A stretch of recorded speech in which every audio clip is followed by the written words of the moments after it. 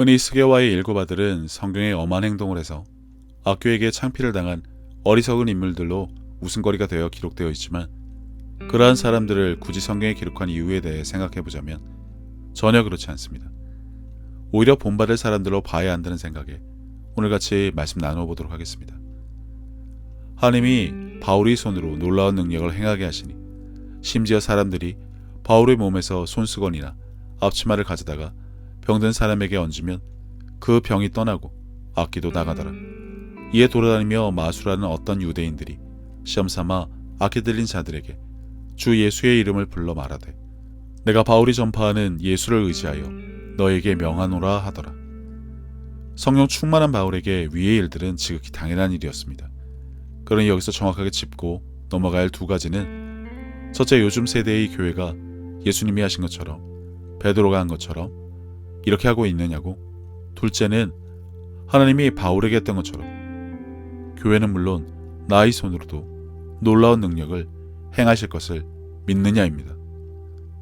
신약성경 전반에 걸쳐 예수님께서 하신 일을 그분이 부활 승천 후 베드로가 했던 것처럼 우리가 지금까지 이 일을 하는 것은 당연하다는 입장에서 치유를 하고 받았던 저 또한 조금도 물러설 수 없는 입장이고, 여전히 지금도 전 세계에서 초자연적인 치유가 셀 수 없이 일어나며 한국에서도 마찬가지 일들이 비일비재하지만, 그럼에도 불구하고 잘 알려지지 않으면 물론 유독 한국교회에서 이러한 사실에 대해 관심을 보이거나 뜨겁거나 열광하지 않는다는 것은 잘 알고 계실 것입니다. 오직 말씀이라는 표어를 넘어 구호처럼 외치는 교회는 질비하지만, 정작 성경에 버젓이 있는 내용이니 몰라서도 아니고 터부시하는 어처구니 없는 상황까지 비일비재한 상황에 성령의 능력을 의지하지 못해서 이러한 일을 못한다가 맞는 실정입니다. 믿는 자들에게는 이러한 표적이 따르리니 곧 그들이 내 이름으로 귀신을 쫓아내며 새 방언을 말하며 뱀을 집어올리며 무슨 독을 마실지라도 해를 받지 아니하며 병든 사람에게 손을 얹은즉 나으리라 하시더라. 예수님이 직접 해주신 말씀이니 믿는 자들이라면 이러한 일을 당연히 해야 하고 할 수 있어야 한다는 것입니다. 교회에서는 치유와 관련하여 왈가왈부 말들이 많은데, 하지만 이와 관련해서는 감히 일체의 사족을 달 이유가 없습니다. 교회의 머리는 예수님이라고 하고 말씀에 죽고 살고 믿음을 운운하며 오직 말씀이라는 교회에서 감히 예수님의 말씀에 토를 단다는 것은 있을 수 없습니다. 그러니 당연한 것을 하지 못해서 믿는 자라면서 말씀대로 사는 것이 크리스찬이라면서 왜 이걸 못해? 라는 세상 사람들이 질문해 우왕좌왕, 우물쭈물, 식은땀 흘려서야 되겠습니까? 내가 바알세불을 힘입어 귀신을 쫓아내면 너희 아들들은 누구를 힘입어 쫓아내느냐? 그러므로 그들이 너희 재판관이 되리라. 그러나 내가 만일 하나님의 손을 힘입어 귀신을 쫓아낸다면 하나님의 나라가 이미 너희에게 임하였느니라. 그의 나라와 의를 구하라에 대해 설교도 많고 각기 다른 정의와 주장도 많아 어떠한 이해들을 갖고 계신지 모르겠지만, 예수님의 말씀에 의하면 믿는 자가 당연히 해야 하고 할 수 있는 일을 함으로써 하나님의 나라가 이미 너희에게 임한 것을 증명할 수 있다. 그러니 내가 하는 일을 보고서라도 너희에게 이미 하나님의 나라가 임한 것을 알아라고 하신 말씀으로 이해해도 조금도 이상하지 않습니다. 게다가 바울이 하는 것이 오직 신기하고 놀라웠으면 병과 악귀가 떠나가는 것을 직접 보았던 돌아다니며 마술하는 어떤 유대인들조차 그 능력이 하도 신기해서 시험삼아 따라한 마당에 지금 세대는 왜 꿀먹은 벙어리로 손을 얹기는커녕 예수의 이름을 담대히 선포하는 것조차 못하는 것일까요? 성경은 회화책, 변해편까지 총 5편에 걸쳐 나누었던 것을 요약하자면 믿는 자들은 침묵해서는 안 된다입니다. 유대의 한 제사장 스게와의 7 아들도 이 일을 행하더니 악귀가 대답하여 이르되, 내가 예수도 알고 바울도 알거니와 너희는 누구냐 하며 악귀 들린 사람이 그들에게 뛰어올라 눌러 이기니 그들이 상하여 벗은 몸으로 그 집에서 도망하는지라. 이제 본론으로 들어가면 스게와의 7 아들도 이 일을 행했다고 했습니다. 그런데 2000년이 지나 성경을 통해 이 사건에 대해 알고는 대부분 이 일을 두고 장난하냐며 비아냥거린 사람들, 모르고 나선다고 비난하는 사람들, 네가 뭘 한다고 설치냐고 손가락질하는 사람들, 능력이 되지도 않는 것들이 설친다고 욕하는 사람들, 어리석은 자들이라고 비웃고 무시한 사람들은 차고 넘치는데 정작 이러한 자들 곁에서 예수님은 뭐라고 하실까요? 넌 그렇게라도 해봤니? 성령의 능력 없이 단지 내 이름을 외친다고 될 일은 아니었다만, 그들은 사도 바울은 아니지만 하나님의 놀라우신 능력이 바울을 통해 행하신 것을 보고 같은 일이 일어날 것이라 믿고 그냥 따라 해보기라도 했었다. 그런데 너는 그 손으로, 입으로 무엇이라도 해봤니?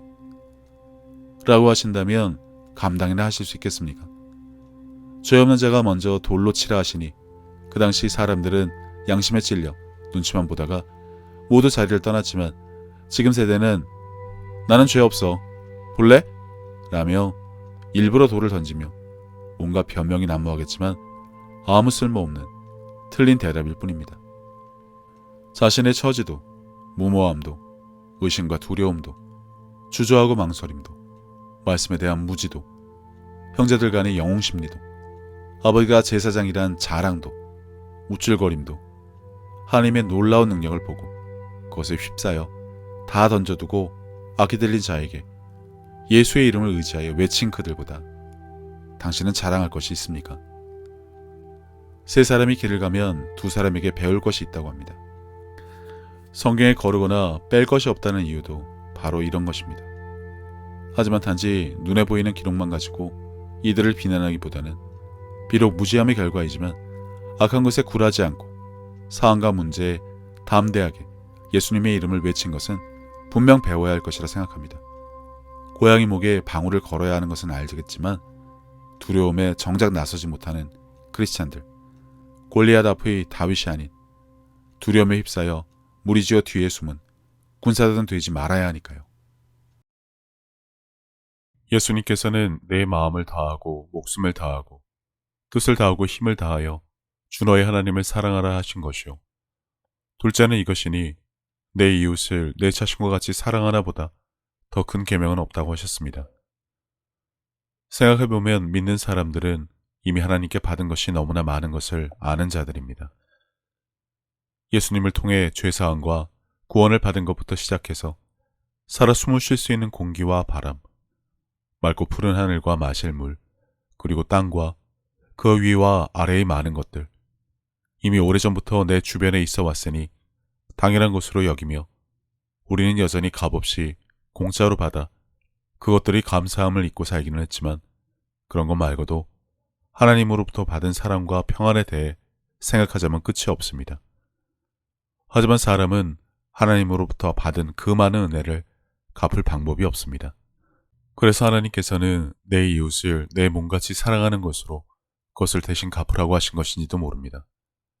그리고 지극히 작은 자에게 한 것이 곧 하나님께 한 것이라고 하셨으니 그분의 은혜를 알고 그분을 닮아가는 삶을 살아가야 한다면 지금 내가 살아가는 삶의 방향이 하나님과 나의 이웃을 사랑하는 올바른 길 위에 있는 것인지 한 번쯤 점검해 봐야 하지 않나 싶습니다. 이와 같이 하나님의 뜻, 그분이 기뻐하실 일이 무엇인지 알고 내게 주어진 소명을 다하기 위해 끊임없이 힘쓰고 노력하는 것도 크리스찬들이 마땅히 해야 할 일이 아닐까라는 생각을 해봅니다. 이제는 세상 유행에 따라 요동치던 내 마음을 모두 내려놓고 혼자서 하나님의 뜻을 헤아리는 시간을 가져보시기를 권해봅니다. 하나님은 세상 모든 사람들을 사랑하십니다. 그렇기 때문에 당신이 사랑받기에 마땅한 사람인 것처럼 당신의 가족도 이웃도 그분에게는 마찬가지로 소중한 자녀들입니다. 당신이 어려운 상황을 겪었을 때 하나님께서 당신의 삶에 관여하실 수 있도록 마음의 문을 열고 그분을 신뢰하며 동행하는 삶을 살아왔듯이 이제 당신도 다른 사람들에게 먼저 다가가서 손을 내미는 귀한 삶이 되어주시기를 바랍니다. 예수님께서 주신 새 계명, 서로 사랑하라. 저도 늘 제 자리에서 최선을 다하여 섬기고 사랑하며 살도록 하겠습니다. 감사합니다.